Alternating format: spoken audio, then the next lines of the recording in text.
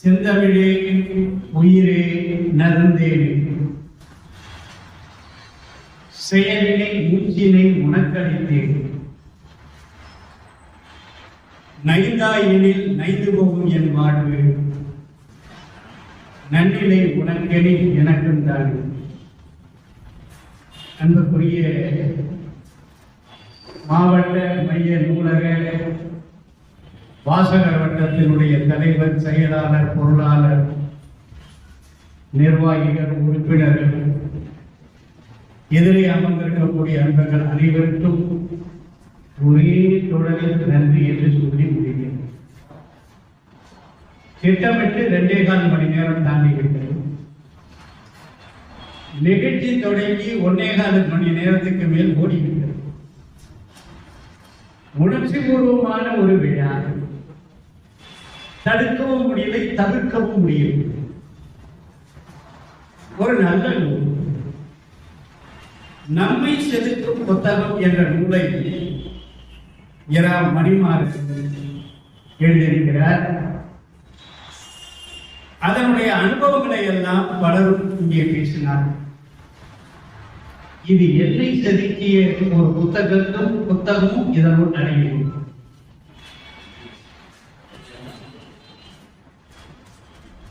நான் எம்பில் படித்து முடித்த பிறகு முனைவர் பட்ட ஆய்வு மேற்கொண்ட திட்டம் இருக்கிறது. அது ஒப்பிலக்கிய துறையில் ஆராய வேண்டும் என்று நினைத்தேன். ஒப்பிலக்கிய துறையிலும் பாரதிதாசனை பற்றி ஆராய வேண்டும் என்று திட்டமிட்டேன்.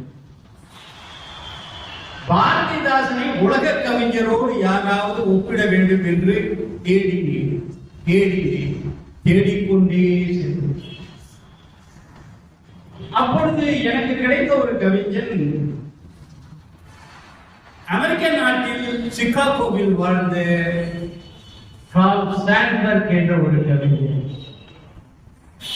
அவன் புதுவை பாரதிதாசன் போல சிகாகோவினுடைய பாரதிதாசனாக வாழ்ந்தான்.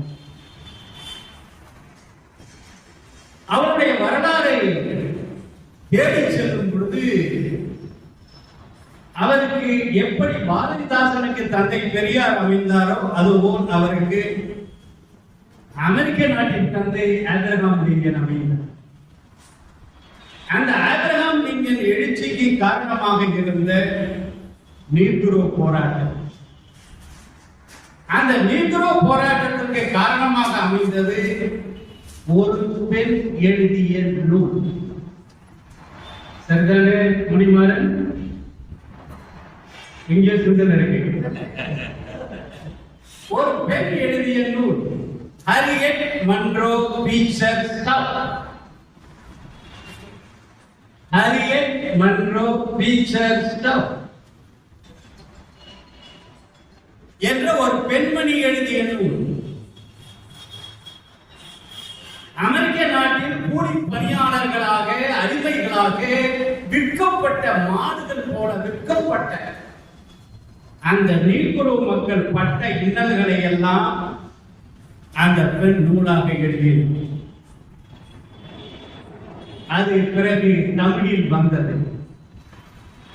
அதுதான் தாம் மாமா குடில். தாம் மாமா குடில். இந்த தாம் மாமா குடில் தான் எனக்கு ஆபிரகாம் லிங்கனை அறிமுகப்படுத்தியது. இந்த தாம் மாமா குடில் தான் ஆபிரகாம் லிங்கனுடைய வளர்ச்சியும் அவருடைய முடிவையும் காட்டியது. அந்த தாம் மாமா குடியில் தான் ஒரு சுதந்திர போராட்ட இயக்கத்தையே நடத்தி அமெரிக்க நாட்டில் தலை நிமிர்ந்து வாழக்கூடிய கருப்பு இன மக்களை வாழ வைத்தது ஒரு பெண் எழுதிய நூல். அதனால் உருவானவர் ஆபிரகாம் லிங்கன். அந்த தாம் மாமா குடிலை இந்த நூலில் இந்த ஆசிரியர் குறிப்பிட்டிருக்கிறார். பக்கம் 75 இப்பதான் வந்து பார்ப்போம். அந்த வகையில இந்த விழாவினுடைய முக்கால் பகுதியாக அமைந்த நூல் அரங்கேற்ற விழாவை நிறைவு செய்துவிட்டு ஒரு கால் பகுதியில பழந்தமிழ் பன்னிசை. அந்த சொல்ல கொஞ்சம் வாங்கி உள்ள பாருங்க. பழந்தமிழ் பண் இசை. ரெண்டு பெரியா பிரிச்சுடலாம். ஒண்ணு பழந்தமிழ், மற்றொன்று பன்னிசை. பழந்தமிழ் தொன்மை தமிழ் கிமு 3000க்கு முற்பட்ட தமிழ். கிடைத்த முதல் நூலாம் தொல்காப்பியத்திலேயே பல இடங்களில் என்மனார் புலவர் என்று சினோர் என்று முன்னோரை வாழ்த்திய தமிழ். அந்த தொல்காப்பிய நூல் செய்யுள் இலக்கணத்துக்கோ நம்மளுடைய எழுத்து சொல் இலக்கணத்துக்கோ உரிய இலக்கண நூல் மட்டும் அல்ல. அது இசைத்தமிழுக்கும் அதுதான் முதல் நூல், கிடைத்த முதல் நூல், கிடைத்த முதல் நூல். அதிலேயே பல நூல்கள் குறிப்பிடப்படுகின்றன. அதாவது குறிலெழுத்து, நெடிலெழுத்து, உயிரெழுத்து நம்ம ஆசிரியராக படிச்சிருக்கோம். ஒரு மாத்திரை பெறும், 2 மாத்திரை பெறும். உயிரிழப்படை என்று ஒன்று உண்டு, ஒற்றளப்படை என்று ஒன்று. உயிரிழப்படையில் 3 மாத்திரை அளவு ஒலிக்கும், ஒற்றலை படை 1 மாத்திரை அளவு ஒலிக்கும். இந்த 3 மாத்திரைக்கு மேல் உயிரெழுத்தும் 1 மாத்திரைக்கு மேல் மெய்யெழுத்தும் ஒலிக்கக்கூடிய முறை ஒரு பகுதியில் உண்டு. அது எது தெரியுமா? இயற்தமிழில் 3 மாத்திரைக்கு மேல் ஒலிக்காது. இயற்தமிழில் மெய்யெழுத்து 1 மாத்திரைக்கு மேல் ஒலிக்காது. ஆனால் இசைத்தமிழில் அது 3 மாத்திரையும் தாண்டி ஒலிக்கும். நீட்டம் வேண்டி, நீட்டம் வேண்டி அளவுடைய கூட்டி எழுதுதல் என்று மாத்திரையை மட்டுமல்லாமல் அதை எழுதியும் காட்டினார் கொண்டார். எங்கே வரும்? இசை இலக்கணத்தில் வரும். அதுக்கு என்ன தெரியுமா அவர் பெயர் கொடுத்தார்? நரம்பின் மறை. நீட்டம் வேண்டி அவ்வளவுடைய கூட்டி எழுதல் என்மனார் புலவர். நரம்பின் மறை இசை இலக்கணத்தில் உண்டு. இசை இலக்கணத்தில் உண்டு. எப்படி வேண்டுமானாலும் அதை நீட்டி எவ்வளவு மாத்திரை அளவு வேண்டாலும் ஒழிக்கலாம். இந்த இலக்கணம் சொன்ன நூல் நமக்கு கிடைத்த மூத்த நூலாம் தொல்காப்பியம். என்மனார் புலவர் அதுல சொல்றார். இது நான் சொல்லவில்லை, எனக்கு முன்பு இருக்கக்கூடிய இலக்கண இலக்கியங்கள் சொல்கின்றன என்று அவர் சொல்லிவிட்டார். அப்ப எவ்வளவு தொன்மை நாம் போட்ட பழந்தமிழ் என்பதற்கு பொருத்தமல்ல. கிடைத்த இலக்கியங்கள் சங்க இலக்கியம், பாட்டும் தொகை, அதுதான் பிறகு 10 பாட்டு 8 தொகை. அதுல பாட்டும் தொகையில பெரும்பானாற்றுப்படை, சிறுபானாற்றுப்படை, மலைபடுகலாம் என்ற புத்தராற்றுப்படை, பொருளராற்றுப்படை, புறநானூற்றில் 8 இடங்களில் பானாற்று துணை பாடல்கள், 4 இடங்களில் பெரளையாற்று துறை பாடல்கள். இது யார் அந்த பாணன்? யார் அந்த பொருள்? யார் அந்த கூத்தன்? இசைக்கலைஞன், நாடக கலைஞன், இசையை தன் வாழ்நாள் தொழிலாக கொண்ட கலைஞன். பயிர்முறை கலைஞன் அல்ல, தொழில்முறை கலைஞன். கூத்தை தன் தொழில்முறை கலைஞனாக கொண்டவன். அவனை அழைத்து அமர்த்தி அவன் மூலமாக பாடலை கேட்ப கிடைப்பதை பெரும் பாக்கியமாக அன்றைய மன்னர்கள் கருதினார். அவனை வழி அனுப்பி வைக்கும் பொழுது வந்து தங்கி மரியாதை பெற்று பெரும் பொருளோடு அவனை வழி அனுப்பி வைக்கும் பொழுது அவனை தேரிலே ஏற்றி அமர வைத்து அரசன் நேரடியாக வந்து அந்த புலவனை பொருணனை தேரில் ஏற்றி அமர வைத்து ஏழிசையுடைய தலைவனாக இருக்கக்கூடிய அந்த பொருணனை வழி அனுப்பி வைக்க 7 அடி பின்னால் நடந்து வந்து வழி அனுப்பி வைத்தான் என்று பொன்னராஜு படை சொல்கிறது. 7 கிழவ என்று அவனை பழந்தமிழ் பண்ணி தொழில்முறை கலைஞர் பெற்ற பொருளை கொண்டு சுற்றத்தோடு வாழ்ந்தவர், யாரோடு தெரிந்தவன், முழவோடு தெரிந்தவன், பறையோடு வாழ்ந்தவன், ஆடி பாடி மகிழ்ந்தவன், வளரை போட்டு பாடியவன், தவறு என்று சொன்னால் நீ செய்வது தவறு என்று தட்டி கேட்டவன் இந்த புவான்மா. அதற்கு தொல்காப்பியம் சங்க இலக்கியம் தரக்கூடிய பெயர் என்ன தெரியுமா? பான் கடல். பான் பான்னா முழுசுடினானா பானனுடைய கடன். எது?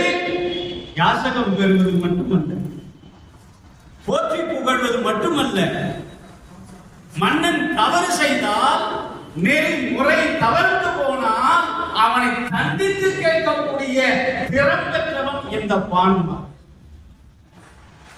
அதிலே வந்தவன் தான் ஔவையார். அவர் பான் மகள் காக்கைப்பாடினியார், நச்சல்லையார், அதியமானிடம் உறவு கொண்டு வாழ்ந்த ஔவையார். ஔவையாரை எதிர்த்த அத்தனை அரசர்களையும் சபையிலே போர்க்களத்தில் நின்று அவனை வீழ்த்துவது அரிதி என்று பாடியவர். போரிலே அவனை வெல்ல முடியாது, ஆனால் எளிதில் அவனை வசப்படுத்த முடியும். அதற்கு ஒரு வழி உண்டு. அந்த வழி எனக்கு தெரியும். எது தெரியுமா? நீ போரிடாதே, வாள் எடுத்து போரிடாதே, மற்போரிடாதே. நீ என்னுடைய யானை எடுத்துக்கொண்டு மீட்டிக் கொண்டு அதிகமானை நோக்கி அதிகமானே உன்னை பாட கொடுக்கிறேன் என்று சொன்னால் அவன் உனக்கு அறிவணிவான். இந்த திறத்தை பேசியவர் அவை. அவர் பான்மா. பிறகு வருகிறது தெய்வத்தன்மை. காரைக்கால் அம்மையா தென்னகை செய்யும் தாய், வணிக குலத்தில் பிறந்தவர்.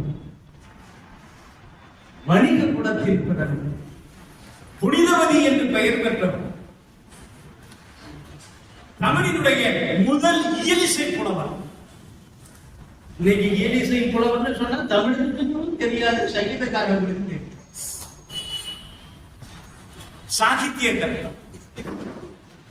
தியாகராஜரை போல, முத்துசாமி தீட்சிதரை போல, சியாமா சாஸ்திரியை போல பாடலை படைத்தவரும் அவர்தான், பாடலுக்கு ராகம் தாளம் போட்டவரும் அவர்தான். அவருக்கு பெயர் தான் இயலிசை புலவர். அதற்கு முன்பு வாழ்ந்தவர் ஒருவர் பாட்டி எழுதுவார், இன்னொருவர் இசையமைப்பார்.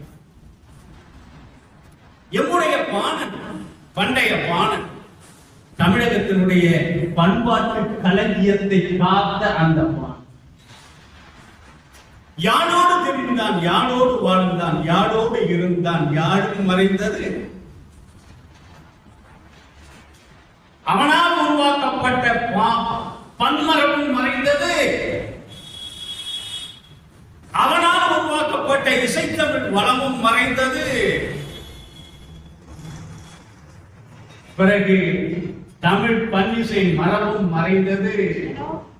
இன்று தமிழ் தமிழ் அறிந்தோருக்கும் தமிழ் பண். நான் தெரியலன்னு சொல்றதா, அறிமுகம் ஆகலன்னு சொல்றதா? ராஜமாணிக்கம் சொல்லு. என்ன நட்டபாடை?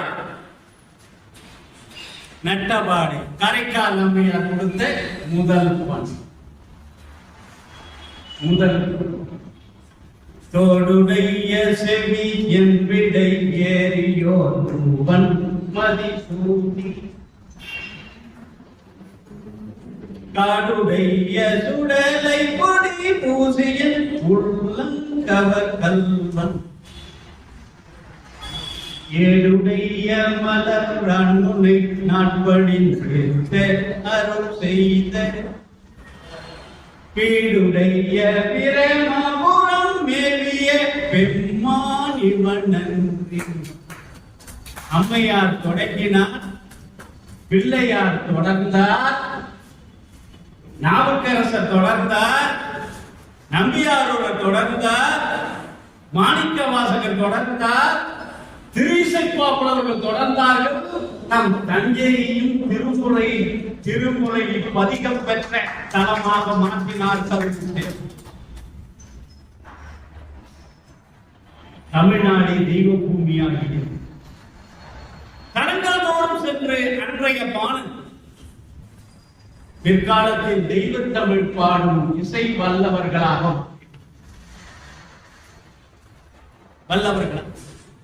அதிலே அடுத்து வருகிறார் நாவுக்கரசர். மகேந்திர பல்லவன் காலம். மகேந்திர பல்லவன் காலம் கிபி 630 முடியும். ஞானசம்பந்தர் நரசிம்ம பல்லவன் காலம். மகேந்திர பல்லவனுடைய மகன் நரசிம்ம பல்லவனுடைய காலம். நமது ராஜராஜன் ராஜேந்திரன் போல் அப்பாவும் மகன் காலத்தில் வாழ்ந்தவர் ஞானசம்பந்தர். அவருக்கு மூத்தவர் நாவுக்கரசர். நெஞ்சம் உமக்கே இடமாக வைத்தேன். என்ன தமிழ் சொல்லி வளமான வசமான தமிழ் சொற்கள் அது இசையோடு பயணிக்கும் பொழுது நெஞ்சை உழுக்கும் நிற்கும் தெய்வத்தை பேச வேண்டும். நெஞ்சம் உமக்கே இடமாக வைத்தேன். என்ன அர்த்தம் இல்ல, இதுவரையில உனக்காக நான் வைக்கலன்னு சமணத்துல இருந்த சைவத்துக்கு வந்த வைத்து வழியா துடிக்கிற கூற்றாகின வாக்கு பாடுற. அதுல 2வது பாடல்ல சொல்ற நெஞ்சம் உமக்கே இடமாக வைத்தேன். நினையாது ஒருபோதும் இருந்தறியேன் வஞ்சம் இது ஒப்பது கண்டறியே வயிற்றோடு துடைக்கு முடக்கிட. அப்படியே இந்த குடலை சுண்டி இழுக்குது. சுண்டி இழுக்கும் பொழுது அந்த சுண்டி இழுக்கிற வலியோடு பாடுற. புரியுதுங்களா? அந்த வலியோடு உணர்வோடு கொஞ்சமாவது ஒன்றி போய் பாடினாதான் அந்த பாட்டு புரியும். வாயில பிஸ்கட்டையோ வேற எதையோ போட்டு பாடணும்னா வராது. உணர்வோடு ஒன்ற வேண்டும். பாடல் எழுந்த சூழலோடு ஒன்ற வேண்டும். பாடல் எழுந்த சூழலை உணர வேண்டும். சொல்லிய பாட்டில் பொருள் உணர்ந்து பாடணும். என்ன சிவபுராணம் சொல்லுது பாருங்க, சொல்லிய பாட்டில் பொருள் உணர்ந்து சொல்லுவார் செல்வார். இல்லன்னா பரதேசம். வயிற்றோடு துடைக்கு முடக்கிட நஞ்சாய் வந்து நலிவதனை நறியாமல் கறந்தும் அஞ்சேன் என்று அருள் செய்வான் அமரும் கோயில் அதிகை கடித வீரட்டாமணத்துறை அம்மாய். நாவுக்கரசர் பாடியது. இதுக்கு பேர் கொல்லிப்பண் என்று. ஐயா, அந்த பண் பேரை எனக்கு தெரியாது. ஒரு சங்கீதக்காரன் போய் அதை உட்கார்ந்துருக்காரு சொன்னார். இந்த சங்கீத உலகத்தை மட்டும் ஆராய்ச்சி பண்ணிக்கிட்டு இருக்காரு ஒருத்தர் உட்கார்ந்துருக்காரு. சிவகுமார் உட்கார்ந்து அது சிவகுமார்கிட்ட கேட்டு பாருங்க, கொல்லி பண்ணு சொன்னா கொடுத்துவாங்கன்னு. அவரோ சொல்லுங்க, அதை முதலே தமிழ்ல தொடக்கூடாது கேட்டேன்.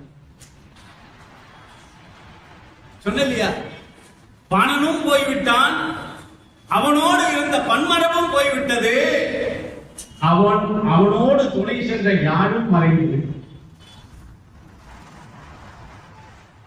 அடுத்தது அதே அதே அதே கொல்லிப்பண்ணில் ஞானசம்பந்த பிள்ளையா இந்த பால் அடிசில் உண்டார் அல்லவா, இந்த கதையை இந்த கதை பாடினது, இந்த செய்தி சொன்னது நட்டவாழைப்பண். இந்த கதையை கொல்லிப்பண்ண மதுரையில பாடினார். மதுரையில் சமணர்களோடு வாது செய்த பொழுது அங்கே தங்கியிருந்த காலத்தில் பிள்ளையாண்டாம் போனானே இன்னும் காணவே ரொம்ப நாள் ஆச்சே அண்ணன் தேடிக்கிட்டு சீர்காழில இருந்து அந்த அப்பா உறவினர்கள் எல்லாம் மதுரைக்கு போறாங்க. போன உடனே கேட்டார், எனக்கு பாலடிசை கொடுத்து என்னை வாழ வைத்தாரே அந்த பெருமான் இருக்கும் வண்ணத்தை காணாமல் நான் நடிக்கிறேன். போதையார் பொற்கிண்ணத்து, போதையார் பொற்கிண்ணத்து, போதையார்னே உமாதேவி அந்த அம்மா கொடுத்த பாலடிசை, பொற்கிண்ணத்துல கொடுத்த பாலடிசை. இன்னைக்கும் எல்லா சிவாலயங்களிலும் திருப்புடைப்பால் உற்சவம் நடந்துட்டு பல ஆலயங்கள் நடக்குது. போதையார் பொற்கிண்ணத்து அடிசில் கொள்ளாதென தாதையார் முடிவுற தான் என்னை ஆண்டவன். எங்க அப்பா குச்சி எடுத்து வந்து என்னை அடிக்க வந்த பொழுது என்னை தடுத்து ஆட்கொண்டாரு.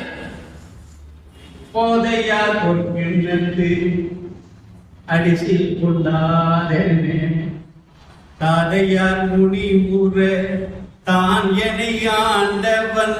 காதையார் குழையினன் கழுமல வலநகர் பேதையார் அவளோடும் பெருந்தகை இருந்தது. அம்மையார் கொடுத்த அடுத்த ஒரு பண் இந்தா ராஜமாணியா, உனக்கே நான் சொல்லி கொடுக்கல, அவருடைய மாணவர் தான். இந்த இயைந்த தளம் இந்த தாமரை இதழ்கள் அடுத்து அமைந்திருப்பது போல அதன் கூட ஒரு ஊசியை கொத்தினா ஒவ்வொரு தளத்தையும் பின்னி வரும். இயைந்த தளம் அடுக்கு அடுக்கான சொல்லடுக்குகள் கொண்டது இயைந்த. அது காரைக்கால் அம்மையார். அது 2ஆம் திருமுறையினுடைய முதல் பாடல். 7ஆம் திருமுறையில் சுந்தரர் பாடிய பித்தா பெரை சூடி பெருமானே அருளாலா எத்தால் மறவாதே நினைக்கின்றேன் மனத்துண்டை வைத்தாய் பணி வெல்வாதவனை நல்லூர் அருத்துறையில் அத்தா உனக்காலாய் இனி இந்த இன்னைக்கு எங்க சிவகுமார் கேட்டு பாருங்க, இந்த லம்னா தெரியுமா? மாயா மாணவர்களை சொல்லுங்க, அதை முதலே சொல்லிருக்க கூடாது. அந்த பண் மறைந்து விட்டது. இந்த ராகன்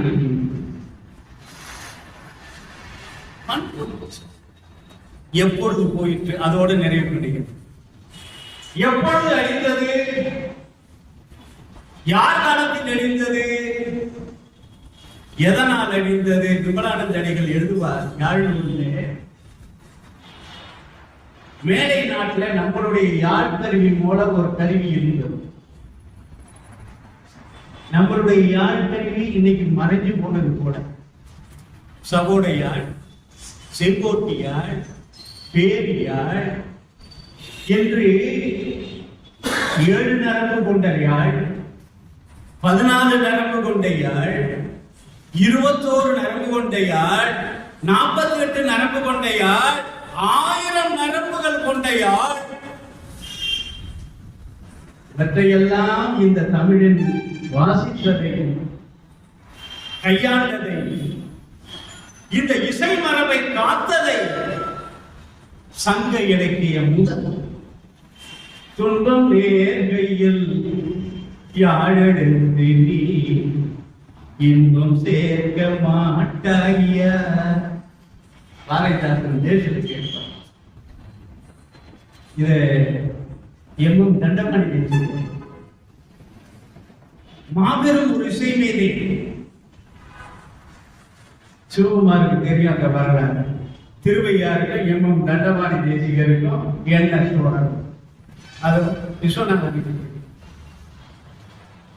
தமிழிசை பாடினார் என்று சொல்லி கீழே இறக்கிவிட்ட காலத்தில் தமிழிசை மன்றங்கள் தோன்றும்.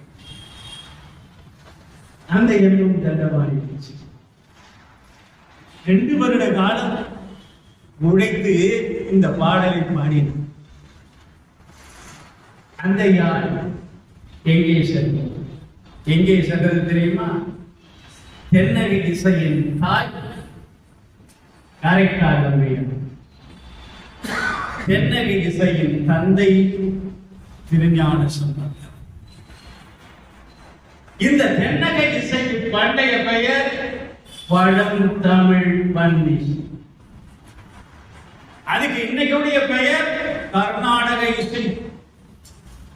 அது கர்நாடகத்திலிருந்து வல்ல, புரந்தரதாசத்திலிருந்து வல்ல, என்ன வேற பிறமொழி மாநிலத்திலிருந்து வல்ல. நம் பாட்டனுக்கு பாட்டன் தொல்காப்பியர் காலத்துக்கு முன்பே வாழ்ந்த பண்டிதர்கள்.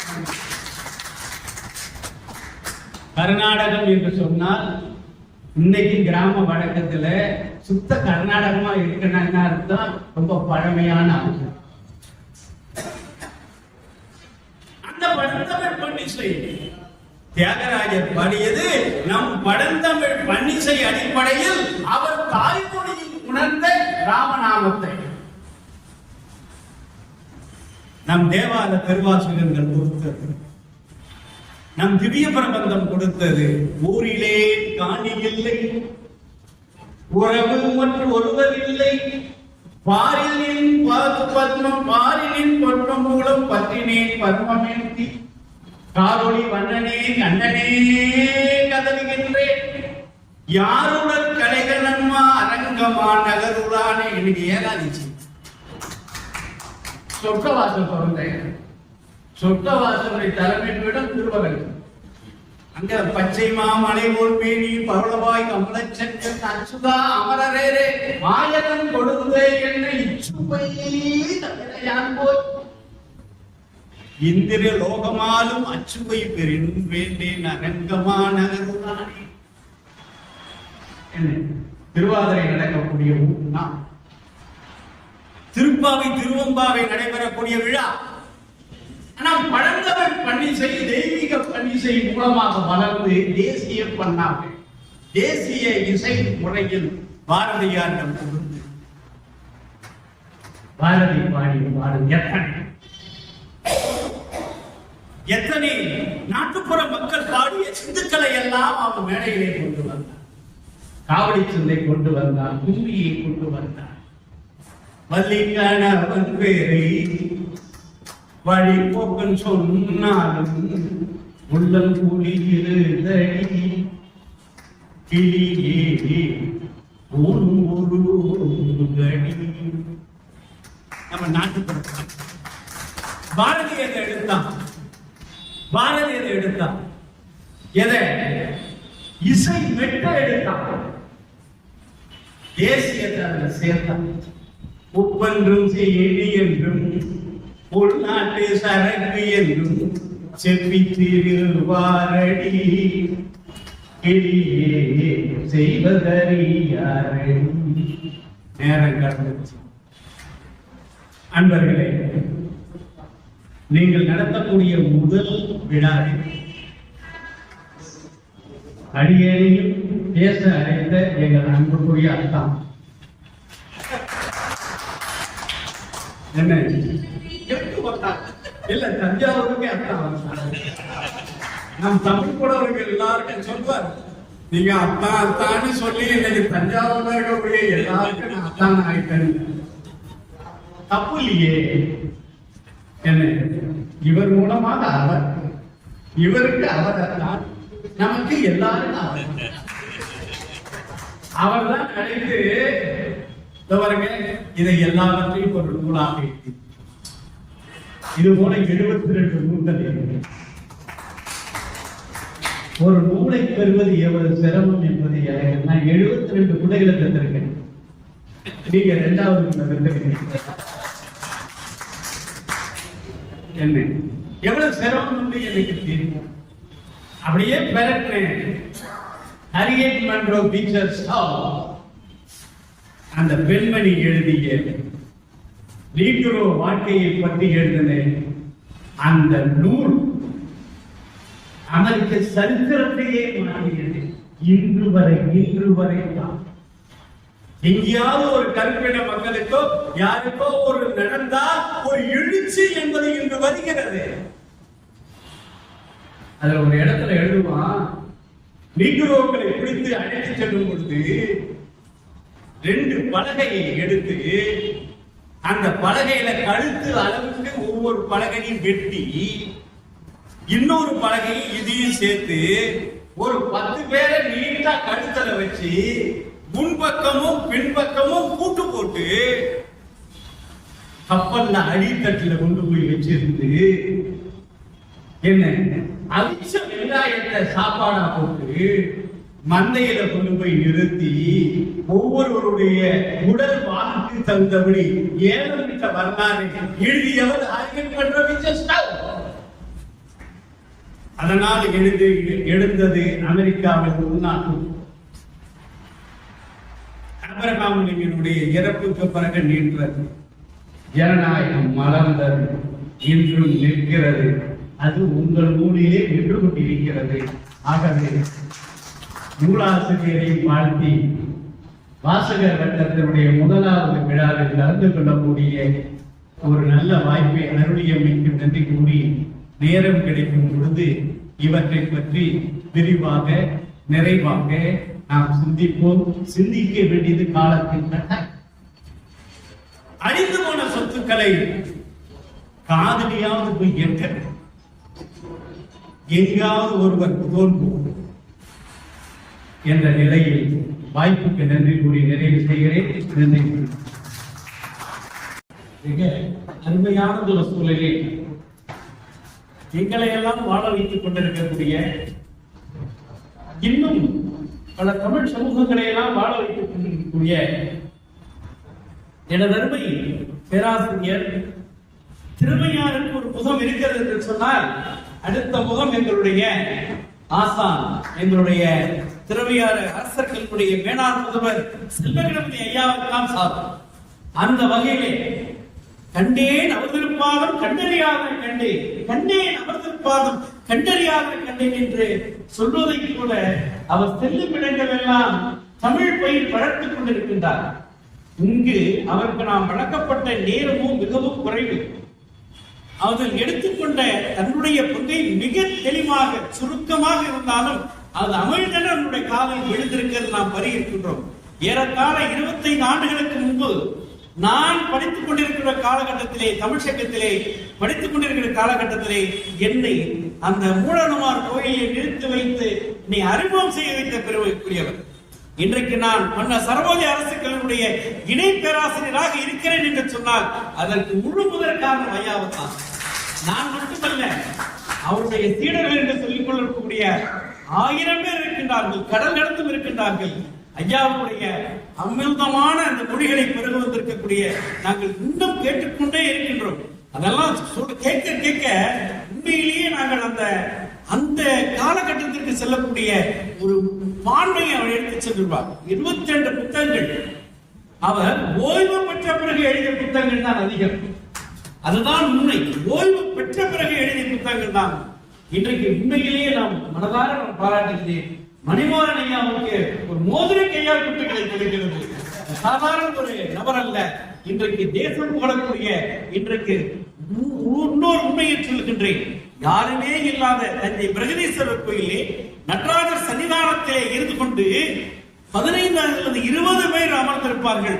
அமர்ந்து கொண்டு திருப்புகளை ஒவ்வொரு திருப்புகளாக எடுத்து சொல்லி சென்றார். சாதாரண செய்யவில்ல, ஒவ்வொரு திருப்புகளை பண் அச்சரம் சுத்தம் பிசகாமல் பாடி அவ்வளவு அருமையாக அந்த தினங்கள் எல்லாம் எங்கு இருக்கின்றன, காவிரி கரையில் அமைந்திருக்கக்கூடிய தேவார திருத்தலங்கள் எத்தனை இருக்கின்றது எல்லாம் விரல் விட்டு சொல்லக்கூடிய அந்த மகான் இன்றைக்கு வந்து பேசியிருக்கிறார் என்று சொன்னார் மிக சாதாரண விஷயம் அல்ல. இன்றைக்கு மீண்டும் ஒருமுறை சொல்லுகிறேன், ராஜவேலு ஐயாவுக்கு நடத்திய இந்த முதல் கூட்டமே வெற்றி கூட்டம் என்று நான் அடுத்ததாக எங்களுடைய அழகமாநகர் வாசல் வட்டத்தினுடைய ஒருங்கிணைப்பாளர் உடைய நரவாலகிருஷ்ணன் அவர்கள் இருக்கின்றார். அவர் இப்போது சொன்னார், ஐயா அவர்களை வருகின்ற 80வது கூட்டத்திலே அழைக்க வேண்டும் என்று சொன்னார். இப்பொழுதே அவருக்கு எல்லோர் முன்னிலையிலும் அவருக்கு நாங்கள் அழைப்பு விடுத்திருக்கிறோம். கண்டிப்பாக முறையான அழைப்புகளை அவர்களுக்கு நாங்கள் வருவோம். எங்களுக்கு சிறப்பு செய்ய வேண்டும். உங்களுடைய தமிழ் பணியானது தொண்டு தமிழ் முன்னேற்றம் என்ற அளவிற்கு எங்களுடைய கரந்தை தமிழ் சங்கம் தொண்டு தமிழ் முன்னேற்றம் என்று நாங்கள் வைத்திருப்போம். அந்த நிலையிலே ஐயா அவர்களை நாங்கள் எல்லா இடங்களும் அழைத்து செல்வதற்கு நாங்கள் தயாராக இருக்கின்றோம். நீண்ட நெடிய ஆயுளை, இன்னும் சொல்ல போனால் என்னுடைய ஆயுளில் ஒரு 10 ஆண்டுகளுக்கு நான் கொடுப்பதற்கு தயாராக இருக்கிறேன். ஏன்னு சொன்னால் தமிழ் வாழ வேண்டும். இன்றைக்கு சாதாரண இல்ல. ஒரு முறை என்னுடைய ஜெயக்குமார் அவர்கள் வீட்டிற்கு சென்று அவருடைய உரைகளை எல்லாம் பதிவு செய்தார். நேரம் கிடைக்கின்ற போது நான் பேசலாம் என்று நினைக்கின்றேன். மிக அருமையான உரை, அவ்வளவு ஒரு சிறப்பான உரை. உண்மையிலேயே யாரும் இப்படி பண்ண மாட்டாங்க. ஏன்னா இன்னைக்கு ஓய்வு பெற்றவர்கள் எல்லாருமே ஏதோ ஒரு இடத்துல உட்கார்ந்துறாங்க. ஆனால் ஓய்வு பெற்ற பிறகு ஏராளமான பிள்ளைகளை பெற்றிருக்கிறார் என்று சொன்னால் இங்கு யாரும் வயதானவர்கள் அல்ல என்பதை நீங்கள் அறிந்து கொள்ள வேண்டும். ஓய்வுக்கு பிறகுதான் இளமை திரும்புகிறது என்பதை எங்களுடைய ஐயா அவர்களை பார்த்தால் அந்த அளவிற்கு இன்றைக்கு அழைப்பு விடுத்த எங்கள் அத்தானுக்கும் நாங்கள் நன்றியை தெரிவித்துக் கொள்கிறோம். நன்றி, வணக்கம்.